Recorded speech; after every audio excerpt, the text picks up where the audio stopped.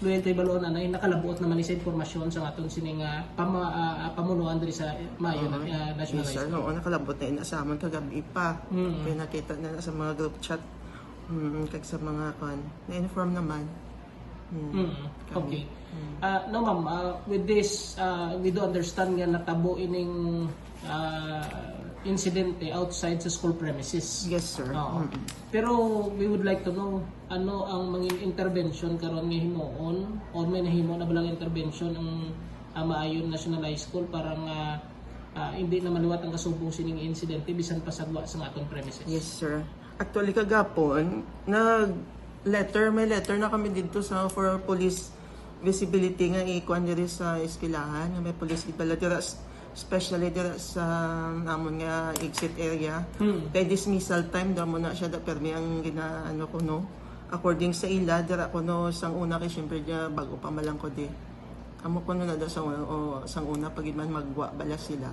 Do dira na permi ang ang may nagainaway ang mga estudyante do dira na sila paing tanay.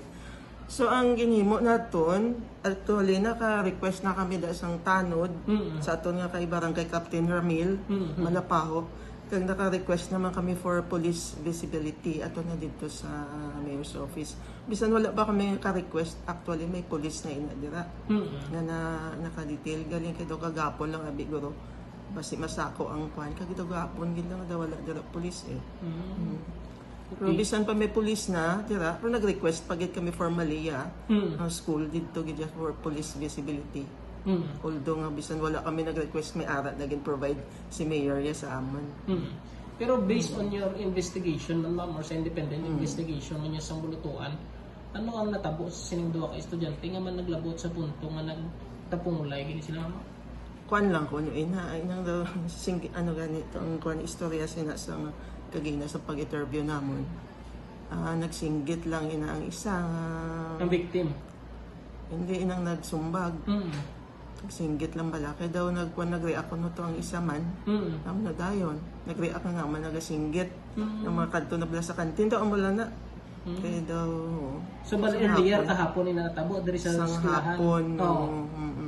And then amo lang to pagwa dito na sila Pagwa siguro ba sige bantayan na kayo. Amo lang man to kuno daw hindi man kuno kwan ila ano gido amo daw nagsabtanay lang bala di sa sulod. Tapos away naman. Tapos amo na to pagwa. Dito lang yan na ano lang na tanong ni. Pero saya ano man ma'am sa imo sini pag-istorya sa advisors kay we do believe classmate na ganyan duwa man. Kumusta man ang mga ang mga estudyante yan eh. Ini sila. When it comes sa black classroom, hindi ni bala ang labing una nga nag-inaway sila or first time lang din niya? Ini sila nga duha daw. Kaya pa man sila sang pagi nga nag-inaway sila nga duha sang una. Pero hindi ko lang, daw pa man sila kung ano nag-inaway sila nga duha. So under your watch or under sa imo administration, first time din nga natabo, ma'am, nga may kasubong sining insidente? Sa dire ako? Oo, saan dire ka na sa Maayon? First time. Ay, kung pa man lang ko, pila pa man lang ko ka months. 6 months pa man lang ko sa Maayon National High School. First time ini nga may amos ni Subong. Doon nakwala na siya, abi tungod ano abi social media. Oo. Ano na yung viral lang sa. Pero so far ma'am, dire sa Maayon niya ano man mga intervention nga ginahimo para makalikawan gid lang mga kasubong sini kay syempre may ara makita di guidance kag ano man mga kita sa guidance may mga guidance program man kita nga ginakwan mga naga-symposium na sila kung may mga program of activities na natin nga guidance mga symposium na nagakuan kita mga speakers ina-invite man na naton mga DSWD. So kumbaga sa mga mga anti-bullying bala. Kumbaga natabo ni kahapon ni ma'am daw makabig naton isolated case man. Yes.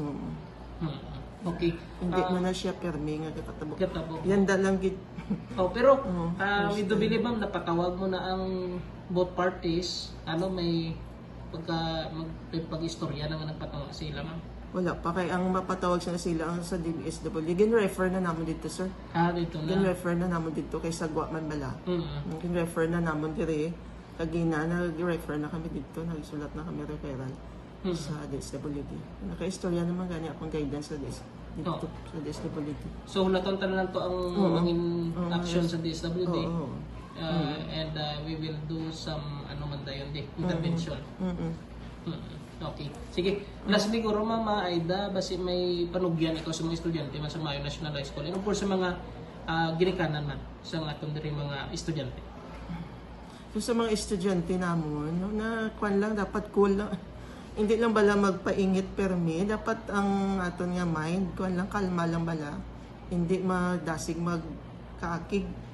Gamay lang bala ang balakig, dapat ng palabaon gid ang pasyensya naton kag sa mga ginikanan man naton padayon lang naton nga ubayan ng aton nga mga bata nga para nga wala sa eskwelahan sila, hindi sila hindi bala magmailing to ng ulo.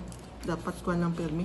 Laygayan gid naton nga magpasensya kung pwede lang ka pasensya, maglikaw. Amo man lang naton mga mahimo sa mga ginikanan no. Amo man actually ginhambal ko sa mga estudyante nga gatubang di palabaon ang pasensya kay ang future naton sa mga estudyante naton ba nakasalalay ina dira once nga damo pa yasang future nga nagahulat nga maayo sa ila. So pasensya gid amo gina malaba nga pasensya amo gid lang na.